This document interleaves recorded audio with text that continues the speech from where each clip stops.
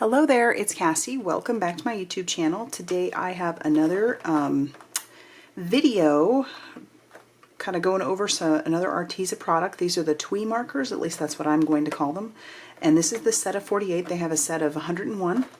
And actually right now, I don't know how long the sale's going on, but as of filming, these Arteza TWE markers are on sale. This particular set is on sale for $28.81. And I was kind of excited to get these just because I'm a card maker, but these would also, I think, be really good for planning and, you know, organizing and things like that. So, yeah. Anyway, these have a fine tip and a brush tip. And I've already opened them up, kind of took a look at them.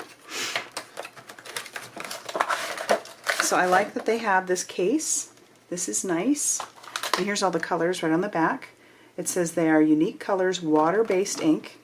So because they're water-based, that means you can probably do even a little bit of watercoloring with them. But it also means that they're not permanent, so that is something to keep in mind. It says uses doodling, calligraphy, hand lettering, planners, journaling, watercolor techniques, and note-taking.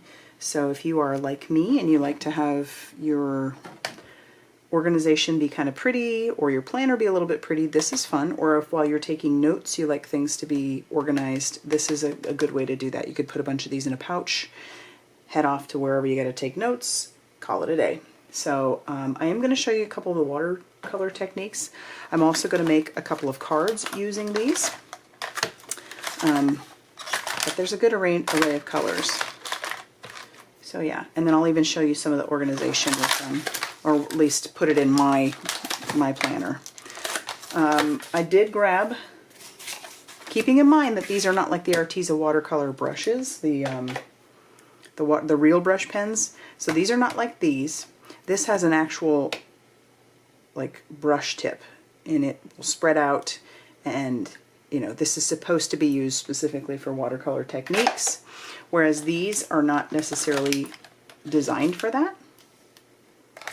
I'm going to use a darker color so that we can see it.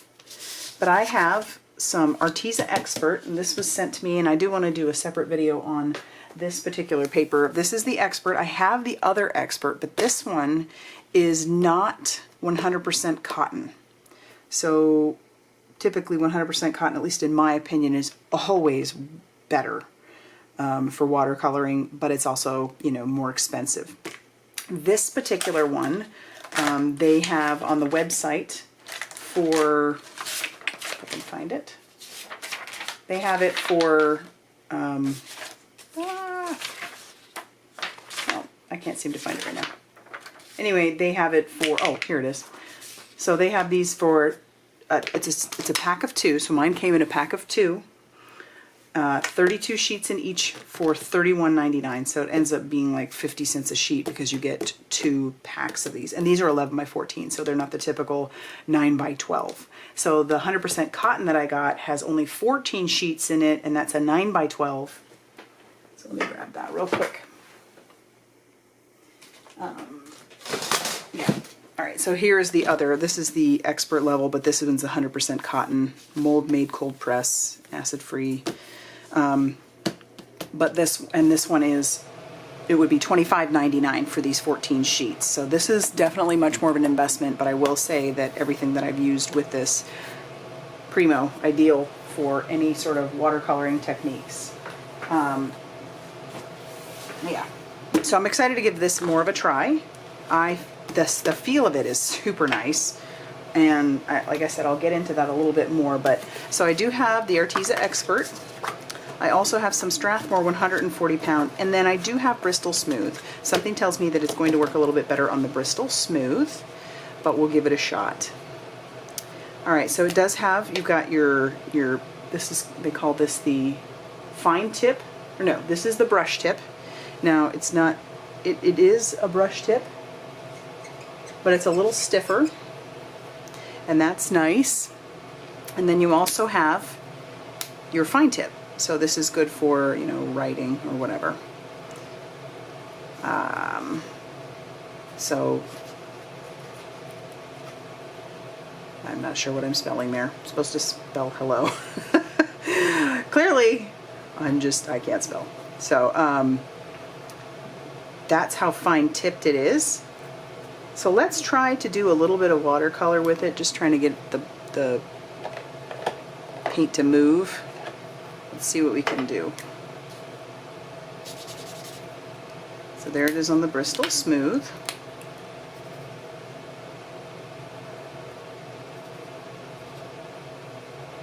And it will move a little bit.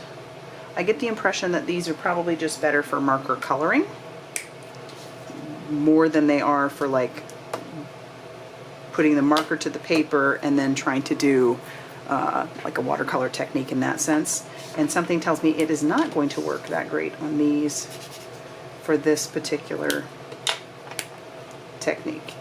Oh, well, okay. Works pretty nicely on that Strathmore. Actually, that works really nice on the Strathmore. And this is that Expert that I just showed you. No, it does not work that well on that one. Not for that particular, but that's nice. So it's good to know that it works really well on the Strathmore. Not so much on the Bristol, but yeah, like I said, I don't think that's what it's for. But I think you can do, like if you really want to do some watercoloring with them, just kind of put it onto a palette. In this case, I'm using the Tim Holtz Water Media Mat, and you can paint that way. So that's nice. Yeah, so those are good. I don't think this is what they're primarily used for, but you can do some fun techniques with it in that sense. All right, so moving on to, and I will make some cards, and I think I'm going to go ahead and use the Strathmore because I really like the way that blended on there. So I am going to make some cards, a couple different cards. I'll probably use the, because let's see how these look on here. They look nice. Yeah, definitely, because these have some texture to them. You can see the texture through, but this is nice just to go right to paper. Now let's see how it looks in a planner page. All right. So I'm fairly caught up with most of my planner stuff as far as, so I'm going to move on to October. We'll be in October, so I don't even know what day October starts on. So let's take a look. October 1st is a Tuesday. So I'm going to use the, we'll just go ahead and mark. Oh yeah, I like these for planners. Oh my gosh. Honestly, you'd think, me being a crafter, I would have some fine tip markers, but I don't. So this is going to be really nice. I like using my Carpe Diem planner. And these are the, oh my goodness, Lister's Got a List lady. What is her name? Oh my gosh, I can't remember her name, but if I think of it, I'll have it listed down below. But these actually aren't available anymore. I just liked them so much that I bought a couple packs so that I wouldn't run out. But you can get, you know, Carpe Diem has refills, so once you're done you can keep using. What is her name? Doggone it. Oh well. Oh well. I'll have it listed down below. Alright, so I like that. That works out really nicely because it's a very fine tip. And then we'll go ahead and do our days. And I'll use purple, that's fine. So again, with the Tuesday.